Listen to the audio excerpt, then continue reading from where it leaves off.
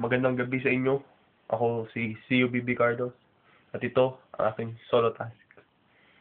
Bale, magbibigay ako ng message sa mga taong malapit sa akin for the past months. So, ito na. Unahin ko na si Kuya. Kuya, ikaw na pinakamahalin na tao na nakita ko sa buong mundo. Kahit 2 months, 3 months pa lang tayo magkakilala. Lumapit na loob ko sa'yo. Dahil sa kahalayan mo. Ano pa kaya si UBB kung hindi ka mahalay? Napakatamad, Kuya. Napakatamad. To Bloods. Kung si Kuya ang sergeant, ikaw ang captain, Bloods. Mas mahalay ka pa kay Kuya. Ano rin gagawin ng si UBB kung wala ka? Tsaka, salamat na rin. Nag-uusap tayo para parang usapan lalaki. So, salamat. Sa kay JD, kay Sweet ko, salamat din nandiyan ka. So,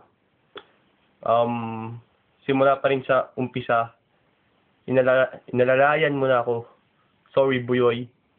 Inalalayan mo na ako hanggang napunta ako dito. Hindi ko naman talaga inaasang maging ganito ako eh. No? Kay Lee Mousin, di kita nakilala ng ganong katagal pero mahalay ka rin. Actually, lahat tayo mahalay eh. Kahit ako. Sana maging katulad mo ako. Kasing halay mo. Kasing tatag mo. Tsaka sana manalo rin ako. Kahit walang pag-asa. Pero kaya yan. Kay Alex, na chef ng bahay ni Jay Brian, ikaw ang kadalasan ko rin kakulitan. Salamat din. Sana hindi ka magbago. Sana mahalin mo si JD katulad ng pagmamahal mo sa sarili mo. Ay! Anyway, kay Kuya Miko, hindi na kita nakita ang active simula nung week 4 o week 5 bata yun. Wala kaming host, wala kaming commercial. Hindi tuloy ako makaihi kapag nagko-convoy. So, bumalik ka na. Parang awa naman. So, Kuya Kyle, di rin kita naging close masyado kasi one time lang kita nakausap eh. Pero, mukha namang mababait ka. Sana maging active ka sa mga susunod na araw kasi malapit na kami magtapos. Mag-graduate na kami. Malalaman na namin kung sino yung big winner sa amin. At sana makita mo yun. Tsaka maging close ka namin para dumami rin kaibigan namin. Kay Boss Jay Brian, salamat din sa pagkakaibigan. Tsaka, bakit ba may kalbo dun sa profile mo? Yung tuloy na lagay ko bilang ikaw. Hindi ko naman alam na naging kalbo ka eh. O hindi ka kalbo eh. So, sorry na lang. Kay Ate Ana, na ano ka, ikaw yung taong naka-close ko pa lang hanggang ngayon. So, sana maging close pa tayo.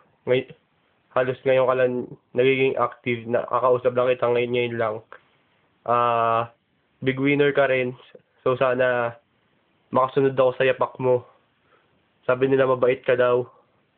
Sana makausap pa kita lagi para maturuan mo ako paano maging mabait. Kay JD, ikaw yung parang pinakamabait na tao sa buong FS mates. Ikaw yung pinaka-cute. Tsaka, alagaan mo si Alex. Bagay kayo.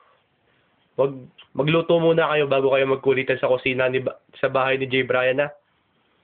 Tsaka, siya rin yung taong parati ko nakakausap. Kaya, yun. Kay Mami Joyce, siya rin yung taong nakausap ko yung una pa lang kami nagsisimula. So, kaya ako siya naging mami. Mahal ako ng mami ko, spoiled ako dyan. Sana maging kaibigan pa tayo kahit pagkatapos ng CUBB Season 4 level up.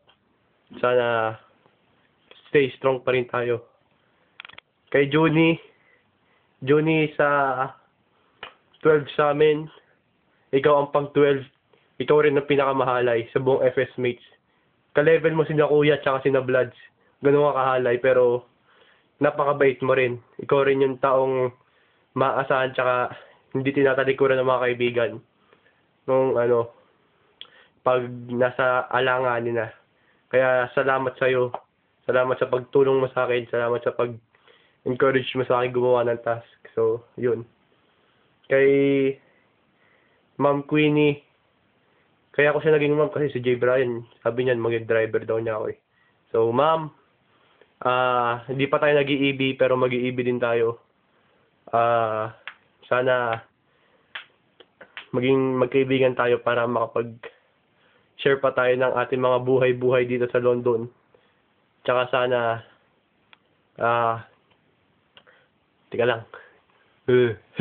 Tsaka sana, hindi ka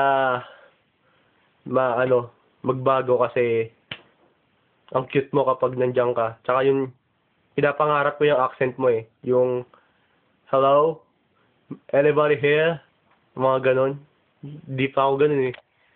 Kay Marden, last but not the least, pare, kaibigan din kita simula nung mga week 3 kasi di pa tayo nag-uusap nun eh. Pero, naging close din naman tayo kahit paano. Nagkausap ng usap lalaki. So, sana maging matatag ka. Huwag ka masyado maging emo kasi pag masyado kang emo, maglalaslas ka eh. Delikado yun. Kakalat yung dugo. Kaya, ayun. Yung po solo task ko, sana nagustuhan ninyo. Kung di nyo gusto yung message ko para sa inyo, sabihin nyo lang sa akin, babaguhin ko para lang sa inyo.